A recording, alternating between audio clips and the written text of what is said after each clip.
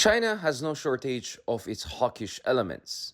Most recently, a top Chinese general openly warned the Philippines, or supposedly countries acting in behalf of the United States, of any action that could undermine their national interest.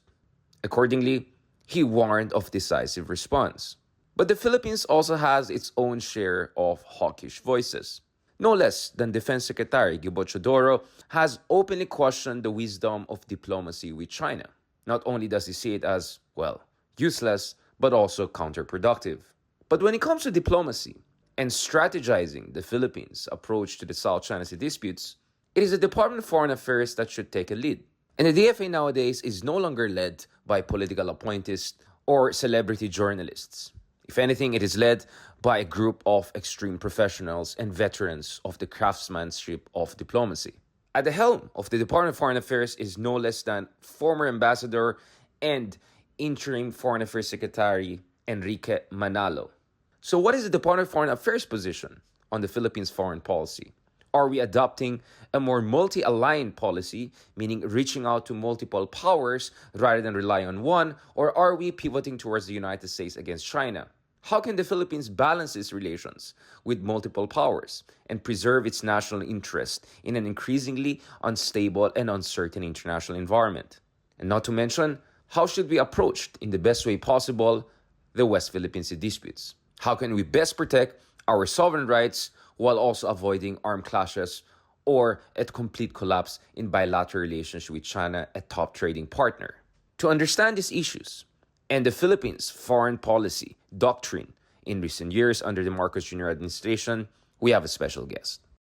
Secretary Manalo, Hi. good to see Hi, you. hello. Finally, I mean, this is a conversation I've been looking forward to for quite some time. I think interesting times. There's a lot we want to discuss about West Philippine Sea, the so-called interim agreement, or whatever you want to frame it as, and of course the latest developments. Not to mention, we want to also talk about ASEAN as the Philippines becomes part of the Troika, right? Because we're going to host it in 2026, Malaysia coming in, and Laos is towards the end tail of its chairmanship.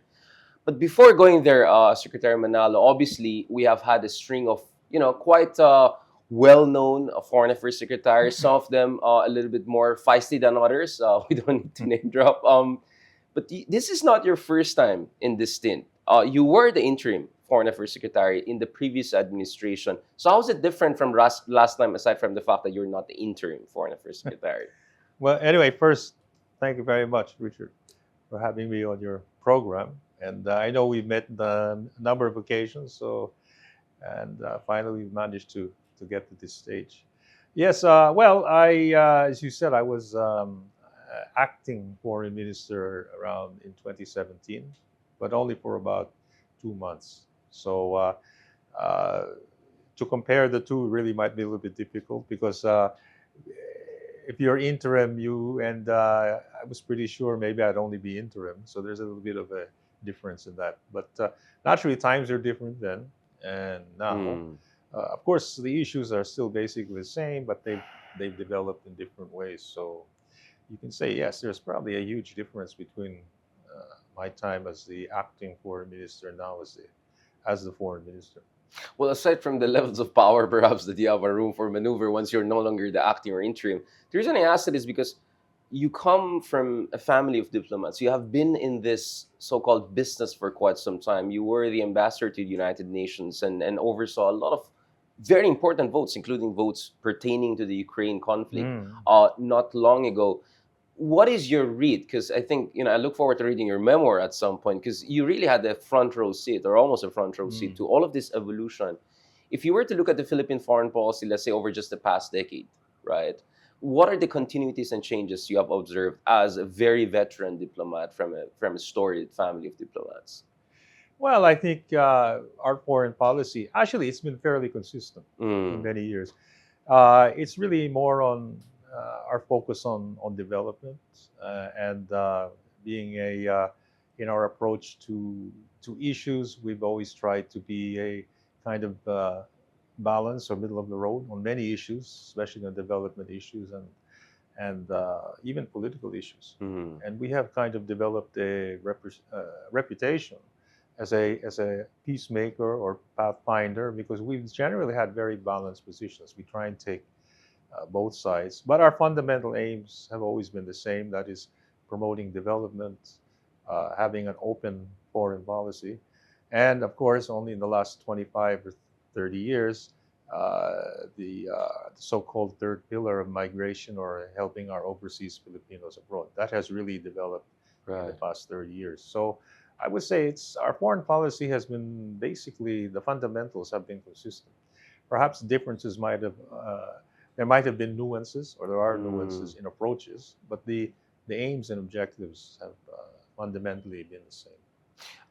I get the idea of, basic principles, Mm, discontinuities and all of that, but at the same time the ground is shifting, right? So on one mm, hand, let's just talk about development, for instance. The Philippines is soon to become an upper middle income country. That gives us more space and leeway. We are being discussed as, at least our friends in Low Institute among others, as a middle power, or mm, an emergent or emerging middle mm, power at the very least. So we're not a small power or some another developing country anymore. We have some room for maneuver, and some strategic agency that perhaps was not as much there, let's say 10, 15, 20 years ago, when we were a less developed country and not as influential as the international stage. That's the reason I was asking you, before we go to this China aspect, which is another ground shifting mm. development. Can you tell me a little bit about that? Yes, well, yeah, yeah, you're correct. Of course, if you go all the way back to the 70s and the 80s, developing countries were essentially on the same boat. We were we had very common concerns, common issues, and it was mainly a north-south uh, Divide, yeah. divide. And the South had many issues that we were fighting for. These included, greater say and decision making, and of course, transfer of resources, etc. Of course, through the years, the makeup of the developing countries has changed, especially in the past 20 years. And as you said, for example, in the case of the Philippines, we are Hmm. now classified as a middle income, and soon Upper hopefully middle to income. be an upper middle Yeah. income. So naturally, our concerns are a little bit different than, say, countries in the lower spectrum, or the so-called least developed Developed countries. countries, yeah. So there are now gradations among the developing countries. Though we have a common principle uniting us, that we're all developing, but there are specific issues of more concern to middle income countries than to least developed. So in our case, our concerns have grown more on, rather than changing the economic order, how to get more and greater participation and more benefit from the existing international order. We're no longer calling, in many ways, for a new international economic order. We have Mm. developed a lot on the basis of the existing order. Of course, we're batting for improvements, more say, etc., in existing institutions. But in that sense, our perspective has changed. In fact, next year I'm planning to host a middle income country Right. meeting here in Manila, because we have been very active in the UN. They have the so-called middle income group of countries, and we have been very active there in the past few years. And so, as you said, there are now, even within the South, differences. That's why I have a little bit of a problem when they talk of the global Global South, South, because yeah. it connotes that every country in the South seems to be the same, and we're all united on every single issue, which is not the case, because we all have different interests. And so I always think it's a bit of a misnomer to talk of the global South, because Mm. many countries have their own have their differences. Just like in the North, we don't call it the global North. So I think anyway, just a thought that No, occurred to me. that's a very important point, Secretary, because I think my sense is, we'll talk about China more, but Yeah. some of these revisionist powers are weaponizing the global South discourse in order to question the agency and rights of smaller countries. While the Philippines, we want some tinkering and tweaking, as you said, but more voice within the system. But we Mm, want a rules based international order. Now, I want to get back to this because our critics, and some of them, of course, politically motivated critics, or mm, worse, try to portray the Philippines as an American puppet, as a Western puppet, as a part of a proxy war and all. What is the Philippines' position on the rules-based international order, especially in light of the major conflicts recently? You were there at the United Nations when the Ukraine conflict came up. And of course, more recently, you had the conflict in Gaza, Israel and Hamas. Hmm. How is the Philippines the kind of a middle position country on those, let's say, two important issues that you're quite familiar with? Secretary, I called you almost ambassador, but you were ambassador at some point on Yes, I these know. issues. Last Yeah. night they called me ambassador. Yes. But anyway, well, first let me on that point about being a puppet, etc. I reject that view because that's no longer the case. We're no longer living in a kind of Cold War uh, atmosphere. Of course, there are rivalries. You have two big powers, but it's no longer the way it was when it was the United States and the USSR. It's, I think, a much more complex situation. More multipolar, you would Uh, say? well, where countries have their own interests. And I'll get to the An next agency, point. yeah. And each country, and the president has said this on numerous occasions, each country, not only in our region, but even in other regions, all countries should have a say in determining their future.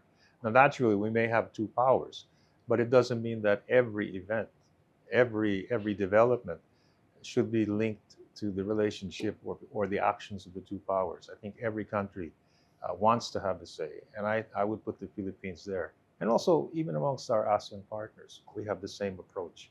So I think it's very unfair to consider, Mm. say that um, actions or motivations of countries are all determined by the big powers, which is not the case. Naturally, we have relationships with the powers, but it doesn't mean that what we do is guided by their concerns. We have our own concerns, and I think this is the way. This is our approach when we deal with issues, especially in our region, uh, and in the West Philippine Sea or South China Sea, or vis-a-vis China, or even vis-a-vis the United States. It's the same approach. We had former Mr. Sikorsky of Poland also in this show earlier, and he talked about, why is the discourse all about the security interests of the great powers? What about the security interests of not so great powers or Yeah. middle powers like Poland or the Philippines? And I think that's why it's important you emphasize we also have interests. Why should we always talk about accommodating the interest of the greater powers? Now, going back to this, Secretary, like for instance, on the issue of Ukraine and Gaza conflict, the two major conflicts of our era, whereby a lot of propaganda, disinformation, meta narratives are clashing. What is the Philippine position really on these issues? Because on the surface, some would say, "Oh, look at the Philippines. You vote along Western countries on Ukraine issue." I mean, probably Zelensky is most comfortable in Manila if he were to be in Southeast Asia. We most consistently supported Ukraine. In what sense is that reflective of our values as a democratic, pluralistic nation, rather than a reflection of our U.S. alliance or a part of being a Western civilization? Well, first of all, I was the Philippine permanent representative to the UN on the day of the vote for the Ukraine and during the invasion, and in no way was our vote determined because of our relationship with the United States or any Western power. I really have to honestly say our vote was determined. Our vote in favor of the Ukraine and against the Russian invasion was simply on the basis of the respect for international law, the respect for sovereignty, but fundamentally the respect for the UN Charter and the principles of the UN, which includes respect for sovereignty, settlement of disputes through peaceful means, etc. All of these, in our view, were violated by Russia when it attacked the Ukraine. And it was on that basis, on the basis of principle, that motivated us to vote in favor of the resolution, which condemned the Russian invasion. And if you read the resolution, it's basically premised on the respect for international law, respect for borders, and that differences should not be settled through force or through the threat of force. And that has always been our principle. And we have voted for succeeding Yes, resolutions yeah. related to Ukraine on that basis, and not because of any relationship we have with other countries. And we will maintain that position of respect for international law or a rules-based order wherever we have to. And let's go to the other conflict and issue where I think there's some sort of, or at least perceived, gulf between us and some of our neighboring countries, including the country that could be the next ASEAN chair. At least this is the sense I get from our friends in Malaysia. Let's talk about the Gaza conflict, the Israel-Hamas conflict. One of the issues that was raised by some people, perhaps close to the leadership in Kuala Lumpur, is when the Philippines mentioned the term self-defense. And the Malaysian position, or my understanding of their position, is that you're talking about an occupied territory, responsibilities of the occupying power, etc. So they have a very different understanding of this. In what sense is the Philippine position in the Gaza conflict, again, reflective of Philippines' principles as democratic nations? And what do you think are the misconceptions about our position on this issue? Because, again, we're seen as, oh, you're in the camp of US and pro-Israel and all of that, or at least that's the perception in the earlier months. Can you correct if ever there's a misconception there, Secretary? Well, I think there is. Well, first, let me say that the right to self-defense is in the UN Charter. All countries have a right to self-defense. And it's in that context where we have supported Israel's right to self-defense. But our position doesn't end there. Obviously, we have many times stated that we respect the right to self-defense, but we do believe in a two-state solution to the crisis. We've always supported the people of Palestine and the government of Palestine. We recognize them. And we have also, in succeeding resolutions in the United Nations, supported those which have expressed deep concern over the humanitarian and worsening humanitarian situation in Gaza. So we have, I think, been fairly consistent in our principles, which are also consistent with the UN Charter, and we have maintained that. And we have, and we're really concerned with the evolving humanitarian situation in Gaza. And ceasefire is important for us? I believe a ceasefire is necessary, at least to give some breathing space, to see how the opposing sides can see whether they can come up with some kind of a solution to prevent the suffering, and hopefully to get some kind of a political settlement. And ultimately, we hope that it would evolve into some kind of a two-state solution, which we have been very consistent in supporting for decades. What makes us unique, and I think some of our ASEAN neighbors like Thailand, sorry, can relate to that, is the fact that we have a lot of overseas Filipinos. We had Filipinos who were victimized by the terror attacks in October 7 last year. At the same time, we also have a huge, relatively large, or we used to have a relatively large Filipino-Palestinian community also, and a lot of them were, of course, repatriated or given the option to come here. Can you tell us a little bit about that aspect, and because what makes the Philippine foreign policy quite unique is that one of the pillars is the protection of the welfare of overseas Filipinos, and some people are wondering, like, aren't you guys overstretched? I mean, like, you already have to deal with trade, geostrategy, which we'll discuss shortly, and as the Philippines becomes wealthier and more developed, and more Filipinos come back, can we envision that down the road, perhaps DFA will not have to carry all of this, difficult responsibilities? And I'm saying this as someone who was a junior staffer on overseas Philippine affairs in the legislature in the past, and advised people in the Senate, in the Congress on this issue. So this is very close to my heart. So this is 10 years ago or so, when there were, like, you were talking about millions of Filipinos really in difficult conditions, especially in certain regions of the world. Are we envisioning in a world whereby the DFA will continue to protect, of course, our folks, but perhaps as we become more developed and more Filipinos come back, it doesn't shape the coordinates of our actions, perhaps, or positions on conflicts and issues abroad?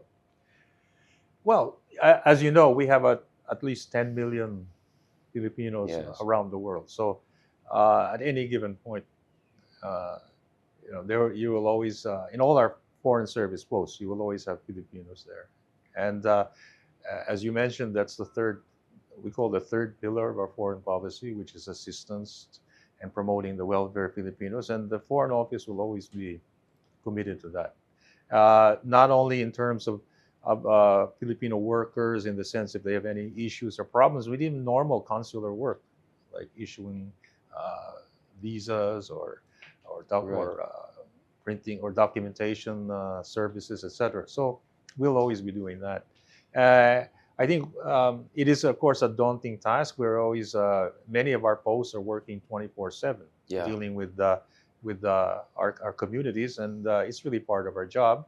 But I think the creation of the Department of Migrant Workers will now give us an additional tool to work. But let me say that we work very closely with the Department of Migrant Workers. They are now assigning migrant attachés or migrant officers abroad, but they're all based in the embassies. So that ensures that uh, the ambassador will always be the head of any activity, and then the migration Officers. officers Yeah. will, of course, work closely with the embassy. So we work together, and that was shown in how we worked together when we repatriated Filipinos from Sudan last year, even in Gaza. Yeah. They helped us, and of course, we have worked together, and I think that will be the case now in the future.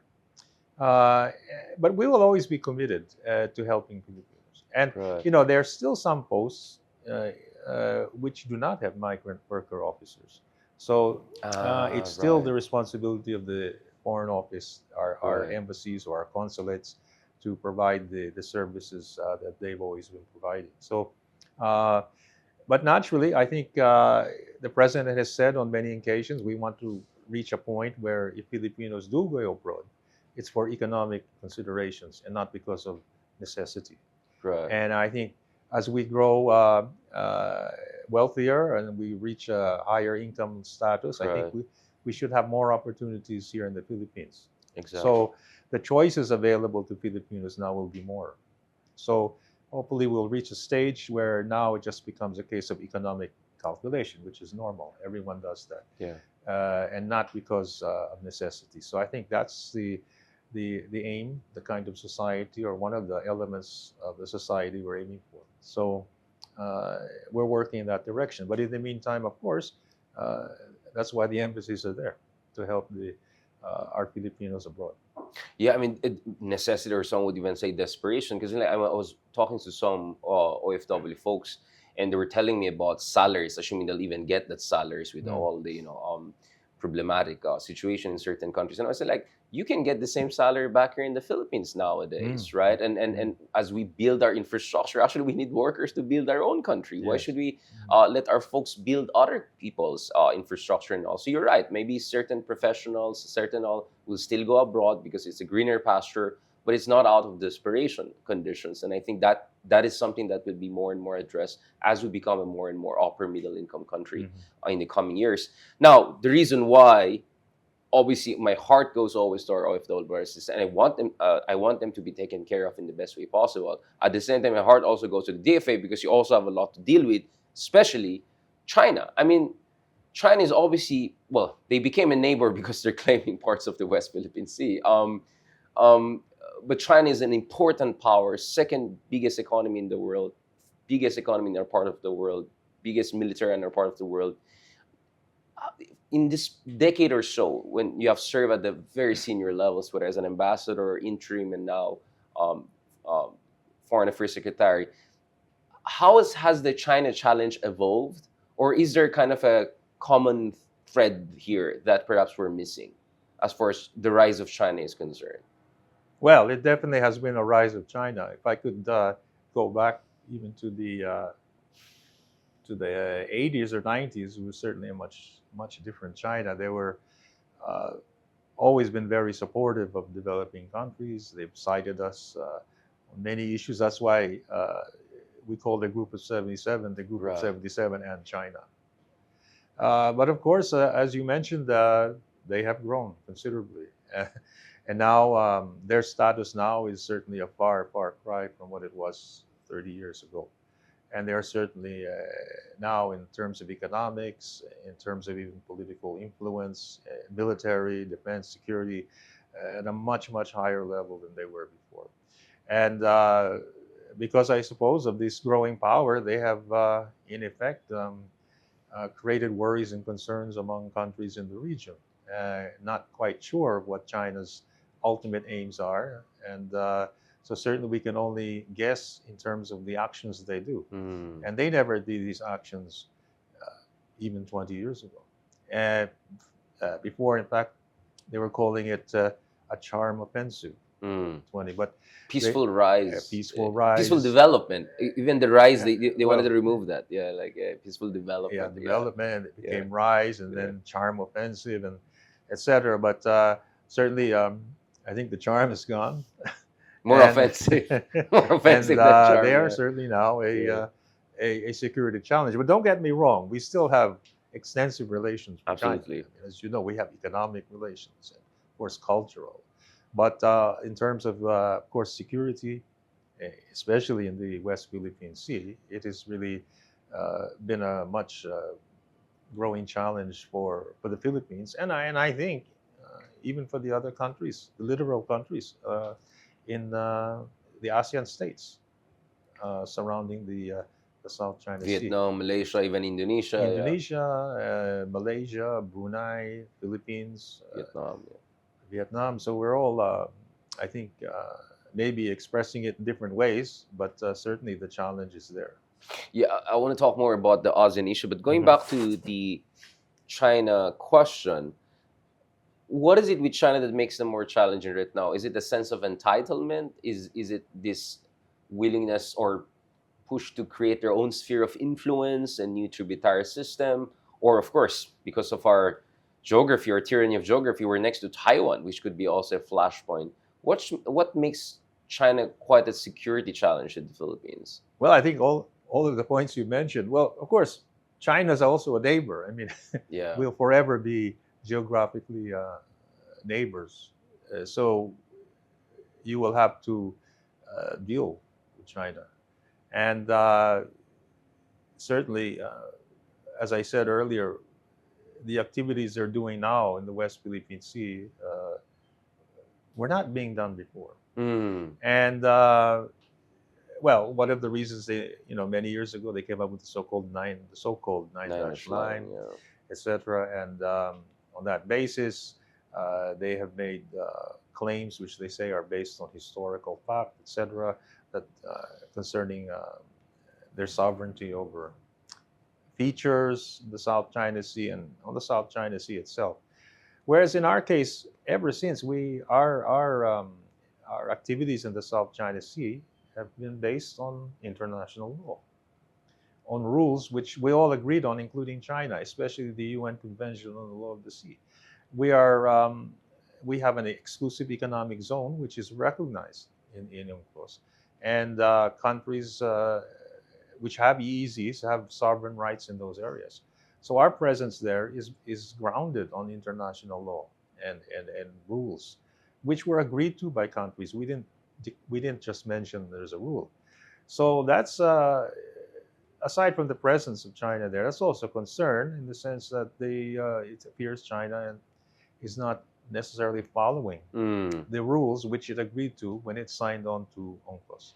So that's one of the fundamental issues concerning us, aside from the economic implications of being unable to benefit from our exclusive economic zone in terms Right. of fishermen and the resources in the South China Sea, and even the environmental preservation of the environment. I mean, all of these things now are not really readily available to the Philippines because now we have the presence of China in the area. So we have tried to make that point to them, and we're always willing to discuss with them. Right. But we have to discuss on the basis of what we have all agreed to. That is on international law. We can't discuss on the basis of so-called historical rights. Especially when you have an arbitration case, which was clear. Well, yeah. and then we had an arbitration case which already defined the entitlements of the various features in the South China Sea, and they all supported UNCLOS. So I think what else can you rely on except the rule of law? Mhm. And that's always been our point in all these events or actions that we've taken, that have happened or we've taken in the South China Sea. Secretary, what is the real score? I mean, you serve in an interim capacity in the past, acting secretary now, of course. Because I keep on hearing we need diplomacy with China. It's like saying water is wet. Obviously, you need diplomacy with China, but on what terms? Because under the previous administration, I'm not going to put you on the spot. You were just interim back then. You had the president who was willing to give everything, at least on the surface. I remember very well those days and how it put a lot of our cabinet folks that I interviewed also on my shows before on the spot. But what did we get out of what some would see subservient positioning, or at least diffident or not so assertive positioning that we saw under President Duterte? That was as diplomacy as it can get in the pedestrian understanding of diplomacy, which is don't push things, don't provoke things. But I'm not sure we got much out of that those years, because China continued with its militarization of the West Philippine Sea disputes. And not to mention, what happened was not debt trap, because debt trap assumes there's money coming in. What happened was pledge trap, just empty pledges. I mean, where are the big ticket infrastructure investments we were talking about?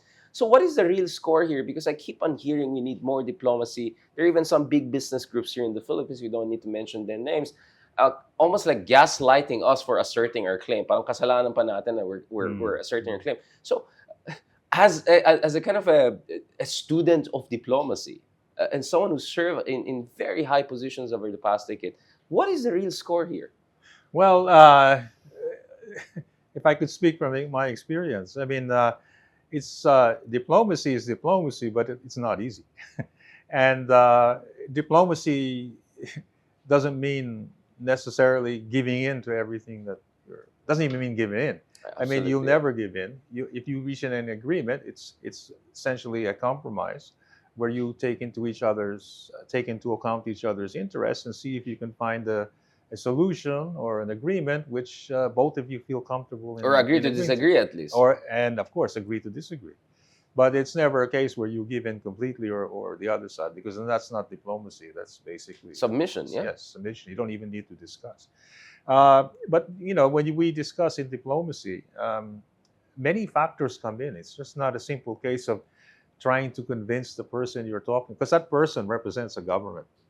Right. They don't represent it might be easy for us to talk, and then you might become convinced of the logic of my argument or the reasonableness of my points. But when you start dealing with governments, there are many interests involved there.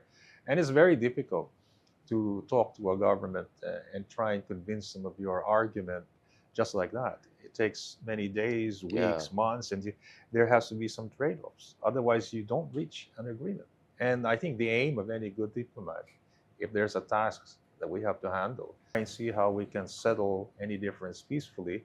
But of course, in order to do that, we both have to agree. And until we can find an area of mutual agreement, we either keep on talking or just, as you said, agree to disagree. Yeah. I think that's so when I hear the diplomacy, yes, I agree, but it's not simply a case of talking and you'll both agree. And So I push these people, like, are you asking for submission essentially? Because they just spell it out. Because sometimes I really get, because it's like they're saying we're warmongers for just asserting our claims. This gaslighting. I mean, it's strategic gaslighting. But speaking of strategic gaslighting, one narrative that is coming out from quarters that I think everyone knows who we're talking about here is that Marcos betrayed, supposedly, President Marcos betrayed an initial promise of pursuing a golden era. And that it's like China is confounded. Like, why is the Philippines doing this to us? Again, what is the real score? Why are our friends in China or their friends in the Philippines implying as if we are the one provoking China in the West Philippines over the past 2 years? Well, I really can't get that argument because, as I said, we're just exercising our rights. And we made the point, if we're in our area in one shoal or whatever, I mean, I can't see how that poses a threat to the security of China. And let's say the EDCA bases, for instance, they raise that as an issue, or you're pointing a dagger at us, an American dagger at us. Well, I think that's partly, as we discussed earlier, the narrative that every action the Philippines takes is because of the United States. We don't seem to have any national interest of our own or any agency of our own. It's all at the behest of a certain power. And that's been the continuous refrain. And we've even mentioned this to China that I don't think it's not good if we keep on having that narrative. We have our own interests and we're willing to discuss some resolution, whatever, of differences on the basis of our own interests. And of course, China's interests. And we've made the point that many of these developments are in accordance with our own needs in the Philippines. It's not aimed at China. It's our own, developing our own security, because we live in a very uncertain world, as you know. We can't take things for granted. And there's so many developments now going around the world, in our region and Europe, and then of course the Middle East, that countries really have to learn how to look out for themselves. I've always felt that. And not only looking out for yourself militarily, but also through economic means, Mm. economically, and other ways to make yourself more secure. And one of those ways is to reach out also to other countries who share your view, Can which you is, tell me more yeah. about that? Because of course, Secretary, I've seen you. You know, you met another superstar diplomat, see Dr. S. Jaishankar, who was here. India's coming here. Our European friends are getting more involved in this part of the world. The Germans were, the Poles were here. What does it tell about Philippine foreign policy? Again, in contraposition to that narrative. Now, oh, we're just America's proxy, here, when in fact it looks like we're diversifying towards a whole network of partnerships that makes us not dependent on anyone for that matter. Well, definitely we're not relying on one partnership. Of course, we have the United States as an ally, but they're not our only partner. Even in our region, our relationship with Japan is probably much stronger than it's Interesting. been Right. in I don't know, in years, I suppose, or since we established relations. We have a much stronger relationship now with Australia. Right. And with Vietnam, we have a strategic partnership in our own region, and we're also seeking to strengthen our ties with New Zealand, another country, Right. and of course India. India is more and more looking at our side of the world, and we're also looking at India. And we've also Yeah. come together, and we're looking to see how we can cooperate, not only in terms of Philippines, India, but also in the ASEAN context. So Right. I'm already talking here about 5 or 6 countries. And of course, we have our ASEAN countries. Right. And we have Europe, EU especially. We recently agreed to resume talks on a free trade arrangement with the EU.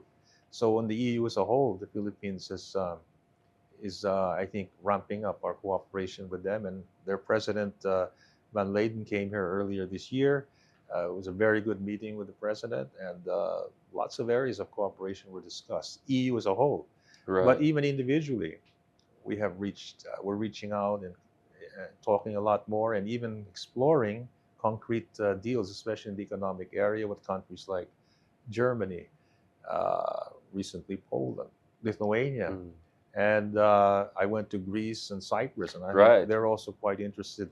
Are we doing our own version of multi-alignment? Maybe you Yeah. should do like Dr. Jaishankar, you know, like he tweets like, these are all the flags of the countries he met in a single Oh, day. maybe I should do Yeah, that. I think you should do that because, you know, it's very important we puncture that false narrative that this is all about Yeah. just U.S. Philippines, China, because there's so many other players here we're dealing with, right? Definitely. And part of that, Secretary, is also economic engagement, right? So Yes. if you look at the trilateral with Japan and US, obviously there was the Luzon Economic Corridor discussion. You know, we had conversation with Chancellor Scholz not long after President Marcos' visit, you know, with a bunch of BRICS and emerging leaders. And you know, I raised this issue of strategic investments. We want, you know, it's great to have maritime security, but we want manufacturing investments. We want more infrastructure investments. Can you tell us a little bit about that also? Well, I think, first, you mentioned the Luzon Economic Corridor. That was one of the key elements of the statement, the trilateral statement made when the president and then the prime minister of Japan and President Biden met in Washington.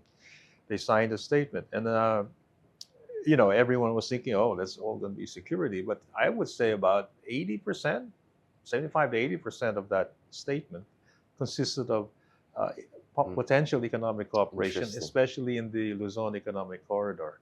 Of course, there were some mention, of course, of defense and security activities, but I think the real meat was in the economic part, and Luzon Economic Corridor, and that's part of our efforts to strengthen our own economic base. And we've done that too with Australia and bilaterally, and Japan bilaterally, and also the U.S. bilaterally. So we've got it bilaterally, and now possibly it looks like it will happen trilaterally. Also, cooperation trilaterally on strategic minerals. In fact, we're having a meeting now. Nickel, yeah. Yeah, nickel, copper. Are we looking at de-risking or presenting the Philippines as an alternative to China-dependent or dominated supply chains? Let's say in EV battery production, like nickel, for instance. Well, I call it more like enhancing our economic resilience and ensuring our ability to adapt to sudden, unexpected developments, like, for example, the war in Ukraine. Uh, and I also forgot to mention we're reaching out to the Latin America too. And Right. I Our lost recently, brethren, yeah, yeah, yes, our lost cousins, yeah. I recently met the foreign Yeah. minister of Brazil. He came here, and they seem to be also very interested in seeing how we can ramp up our cooperation. Um, but anyway, going back to that, so I think a lot of our talks have also been on economic with these countries, our partners, and it's not merely been on defense and security issues. So I think uh, I'm really pleased that we've been able to meet so many countries. I think Right.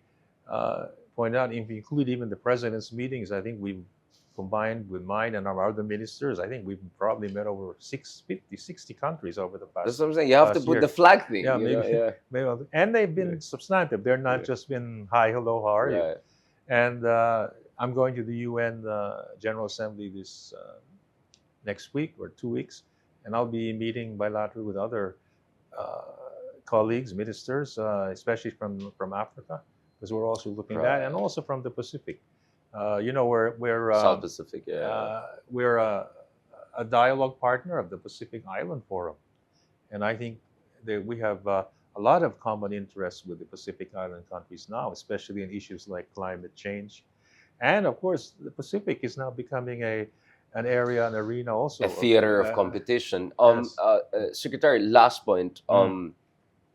First, slightly, can you give us an idea of what is this interim agreement we negotiated with China Mhm. in the West Philippine Sea? And I think at least one member, was it Admiral Lopez, who's suggested of the maritime clearinghouse, I would call it, Hmm. at the Malacanang, suggested maybe we want to expand that to other areas of contestation so that we de-escalate tensions. What is the fact of the matter when it comes to the interim agreement or whatever we have with China? Well, let me first say that we have nothing against de-escalating tensions and lowering tensions. I think it's important. Of course, if we do so, it has to be in a manner which is consistent with our national interests and national positions. So those are the two main points I want to make. This I call it the provisional understanding Right. with China. Was very specific. It pertains to the resupply missions to Ayungin Shoal. Humanitarian resupply missions or any resupply mission? Well, humanitarian provisions in principle. Mm. So it pertains specifically to those. It doesn't pertain to any other area. Now, I don't know. I'm not in a position to comment. I don't know if it might be possible to have similar or arrangements in other areas, but that depends. But I think it's important to see if this arrangement will work. And so far, it's something worth giving a thought to in terms of expanding it? Well, I'm always open, Mm. provided our national interests are not affected And China has been receptive. and are not prejudiced. Well, we haven't really talked with China on bigger agreements, but But the intimidation stopped, right? I mean, some of the recent roars on the to, road to, on to the Second Thomas Shoal. yeah the first. So it's kind of working to a certain degree. Well, it worked. I want to see if it keeps on working. Before you make a final judgment. And one quick point, Ambassador, Mm. ASEAN. Ah. People are gonna get mad. Here again, Richard, last point lang niya siningit yung ASEAN. But because it's a long conversation. But what do you feel about ASEAN? How can we work with incoming chairmanship of Malaysia, also South China as a claimant state, an important neighbor? How to make sure we create that kind of internal common position? Maybe not ASEAN 10, but let's say with Vietnam, Indonesia, Malaysia, some of these key countries, if I can put it that way. Well, we're open to that. I mean, we're open to talks, more serious talks amongst the claimant countries, whether bilaterally or as a group. Minilaterally, if I can put it Mini that or way. even all of us. And Multi, I understand in my talks with Malaysia, they might be open to seeing how the Hmm. claimant states can play a more active role. And I always feel that the claimant states also have a big stake in this ongoing negotiations on a code of conduct between ASEAN and China, because in the ultimate analysis, it's the claimant states who would have the biggest stake in having such a code. But nevertheless, the Philippines is always open. They want to discuss with us bilaterally as a group, unilaterally, trilateral. And you see openness from Vietnam, Indonesia, and Malaysia I to believe engage. I believe at least there would be willingness to talk. In fact, we did used to meet the claimants, but sporadically, and it was Yeah. never carried forth. But I think as times develop, it's quite possible that we might be able to revive these more serious talks or coordination if possible. But anyway, I never like to make predictions, but but it's really I hope we can do it, and we would be supportive of any effort. On that cautiously optimistic note, Okay. thank you very much, Secretary. Thank you, Richard. Catch us again next week here on One News. You can also check out the long conversation on Spotify, YouTube, and Google Podcasts. I'm Richard Hidarian, and that was a view from Manila, where One News, all sides, all the time.